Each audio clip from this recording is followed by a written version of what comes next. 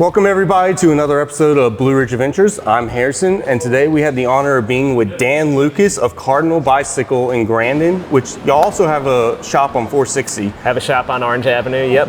So Dan, tell me a little bit about your background with mountain biking and biking in general. Yeah, I got started doing it more than a hobby, probably in about 2010. And before that, kind of just getting into riding, buying a bike at Walmart and getting out on the trails and breaking it and not knowing how to fix it. And I started working at a facility over in Craig County. It was kind of changed my life. And I met two of my best friends in the world, and they are fully committed to the bike life, and it was easy for me to get into it from there. Yeah, and why are you passionate about it? I think I love it so much because it's just you out there. It's kind of exciting to challenge yourself and do something for yourself. I love team sports, but the bike, there's something different about getting up there. You have a little bit of adrenaline, but it's ultimately you on the bike and nobody else helping you. So right. I like the challenge. And as y'all can probably tell, we're going mountain biking today. Going mountain biking. So we're super excited. What kind of gear are we going to use? We're going to have a lot of gear today. So I don't know what you brought with you, but if you don't have it, we're going to get you outfitted. Okay, perfect. We have, we have our bike. A helmet is a super piece of important equipment that we need to ride when we're out there. Especially for beginners, I'm sure. Absolutely. I'm a skills instructor, and you don't go get on a bike without a helmet on. So right. That is a no-no. And then, having the proper shoes, proper clothing, gloves are a big thing. I'm going to have tools and things like that with me just in case we have mechanical. Okay. And that's about it to get started at least. And you mentioned the bike. I see we got a nice one right here. We have a bike right here. There's a bunch of different types of bikes that you can use when you're starting out. So we have Hardtail, which is what this guy is right here. Okay. We also have full suspension. So depends on what your goals are and what you're looking to achieve out there on the trails, whether you're gonna get super radical, running down the mountain as fast as possible, or if you're just out for a fun cross-country ride. There's a whole gamut of bikes in between there, and we can make sure we get you outfitted with the proper equipment. So. And you mentioned hardtail and full suspension? Yep, so what's hardtail, the quickest way to know the difference is that a hardtail is not gonna have anything back here. It's just the frame coming down to the rear wheel. A hardtail is gonna have what we call a shock, and it's just a little squishy bit to make it a little bit smoother when you're out there on the trail. Very cool. Yep. So do you mind if I hop on, we get sizing? Absolutely, we can do that. All right. So one thing I've noticed from hopping on the bike is that my feet don't touch the ground. Yeah, so first of all, this bike's gonna be a little bit small for you, so what we're gonna do is actually put you on something that's gonna be the appropriate size. Wow, bigger than this. A little bit bigger than this, okay. Yeah. We'll grab that here in a second and get you outfitted. All right, very cool. All right. And then do you mind if we take a tour of the shop and you show us some of the bikes? Yeah, let's do it. All right. The first thing I want to take you to is look at a full suspension bike, and you can kind of see what I'm talking about, the difference in that full suspension and the hardtail. And right here we have one of our status frames, and you see that the other one had rigid frame coming back to the rear wheel. This has what we call a shock right here sitting in the middle, and that's the thing that takes all those bumps out when you're riding downhill. So there's pros and cons to those. These are a little bit heavier, and sometimes they're a little bit more finicky to tune, and the hardtail is going to climb a whole lot more efficiently up the hill for sure. What do you recommend for a beginner?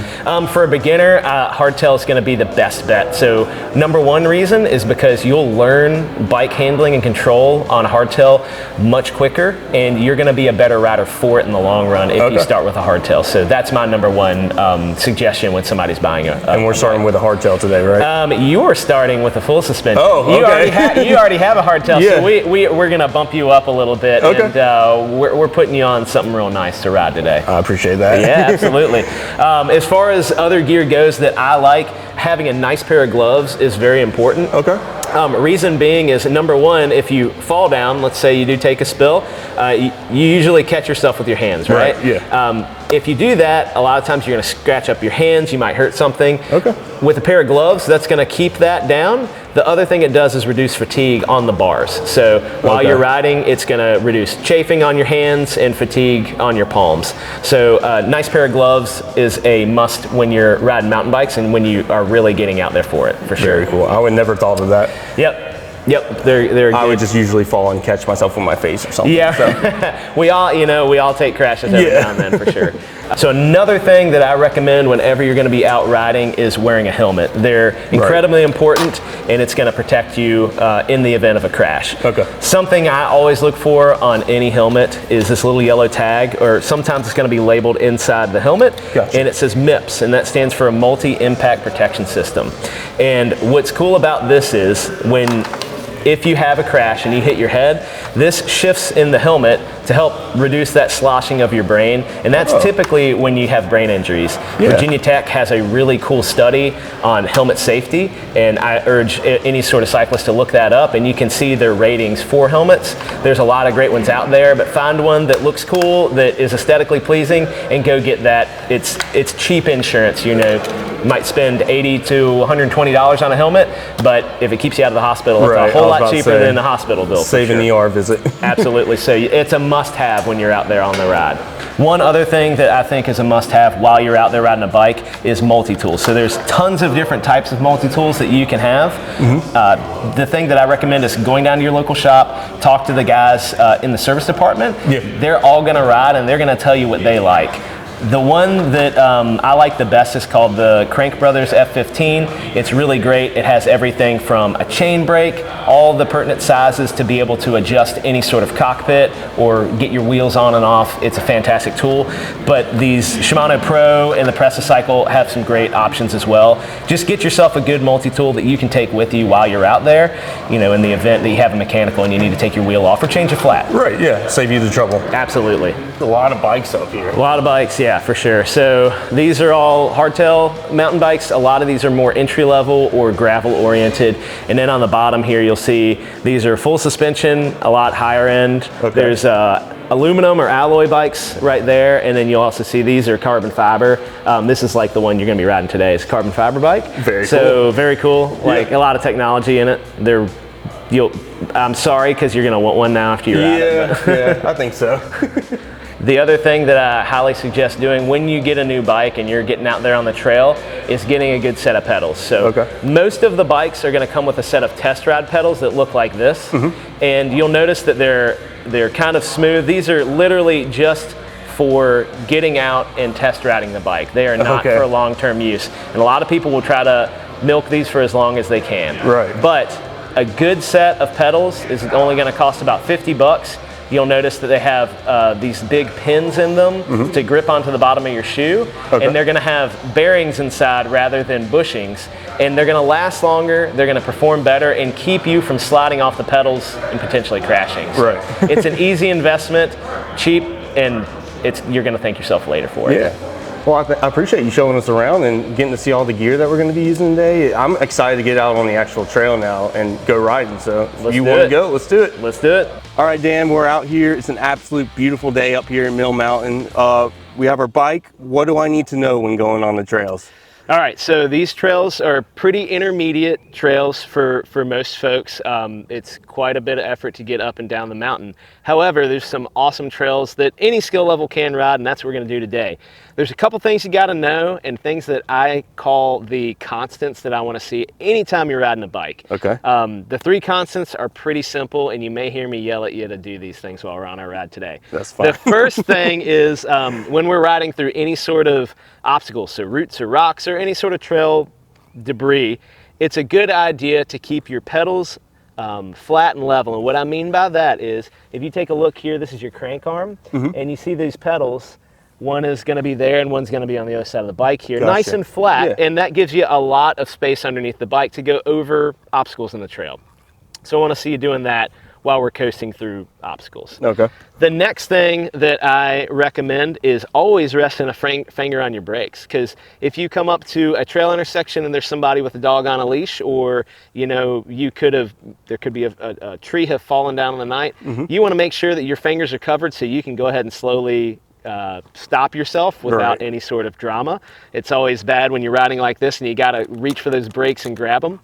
And then the last thing, most important, you want to have your eyes up and scanning in front of you. You don't worry about what's in front of the tire dead ahead. Right. You want to be looking up the trail, because that dog might have gotten off the leash and is running around, or you don't want to run into that tree. So keep it safe.